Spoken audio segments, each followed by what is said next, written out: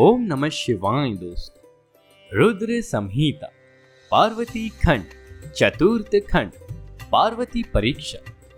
ब्रह्मा जी बोले, हे नारद, जब श्री हरि आदि सभी देवता चले गए तो भगवान शंकर ने सप्त ऋषियों का स्मरण किया। उनके आने पर भगवान शंकर ने उनसे कहा, तुम गौरी शिखर पर जाकर पार्वती से मिलो। वे मुझे प्राप्त करने के लिए महान तप कर रही हैं। उनके प्रेम की परीक्षा लेकर मुझे अवगत कराओ। आज्ञा पाकर सप्त ऋषि गौरी शिखर पर पार्वती जी के पास पहुंचे और उन्हें प्रणाम करके पूछे, हे देवी, आप इतना कठोर तप किस लिए कर रही हैं? पार्वती जी उनसे बोली, हे श्रेष्ठ ऋषियों, मैं तो भगवान शंकर को पाने के लिए नारद जी द्वारा बताए रास्ते के कारण तप कर रही हूँ। वे मेरे प्राणेश्वर हैं। मुझे पूरी आशा है कि वे मेरी कामना अवश्य पूरी करेंगे।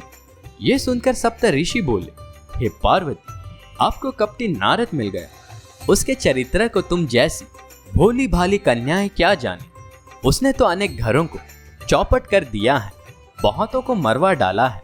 तुम्हारे पिता के 10,000 पुत्रों को जो नारायण सरोवर पर पिता की आज्ञा से तप कर रहे थे, उन्हें बहका दिया और परिणाम ये निकला कि वे लौटकर आज तक नहीं आए। विद्याधर चित्रकेतु का घर ही उसने बसने नहीं दिया। तुमने उसके वचनों पर विश्वास करके महानिर्लज्ज अमंगल मूर्ति नग्न भूत प्रेतों के साथ रहने वाले को पति बनाने का विचार किया है। उसने पहले दक्ष कन्या सती को कौन सा सुख प्रदान किया था? वो बेचारी अपने पिता के यज्ञ में जाकर भस्म हो गई थी। वो नारियों से अलग रहने वाला तुम्हें क्या सुख प्रदान करेगा? तुम हट छोड़कर घर चली जाओ। सप्त ऋषियों की बात सुनकर पार्वती जी हंसकर बोली, आप जो कह रहे हैं वो सत्य नहीं है।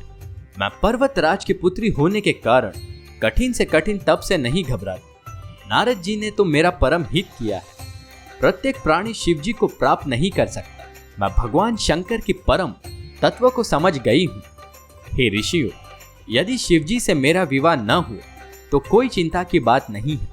मैं कंवारी रहकर ही उनका भजन पूजन करती रहूंगी। संसार के सभी जन अपना धर्म त्याग दे। सूर्य पूर्व की बजाय पश्चिम से उदय होने लगे, परंतु मेरी प्रतिज्ञा अटल है और अटल ही रहेगी। उनका दृढ़ संकल्प देखकर सप्त ऋषि उन्हें आशीर्वाद देकर भगवान शिव जी के पास लौट आए। सप्त ऋषियों ने आकर समस्त वृतांत शिव जी को बताया। इसके बाद पार्वती की परीक्षा लेने के लिए भगवान शंकर स्वयं दंडी का रूप रखकर पार्वती के पास गए। पार्वती ने उनका आदर सत्कार किया।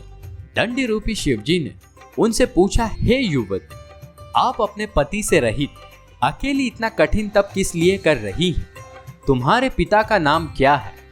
पार्वती ने उत्तर दिया, हे दंडी स्वामी, मैं हिमाचल की पुत्री पार्वती हूँ। पूर्व जन्म में मैं दक्ष की कन्या सती थी। पति का अपमान सहन न कर सकने के कारण मैंने शरीर को भस्म कर दिया था। अब भी मेरे प्राणनाथ कामदेव को भस्म करके कहीं चले गए हैं। तब से भी मेरा मनोरथ पूर्ण होता नहीं दिखाई दे रहा है। इस कारण मैं अग्नि में फिर अपने शरीर को भस्म करना चाहती हूँ। इतना कहकर पार्वती जी अग्नि में प्रवेश कर गई, परंतु उनके तपस्या के आगे अग्नि भी चंदन के समान शीतल हो गई। ओम नमः शिवाय दोस्तों।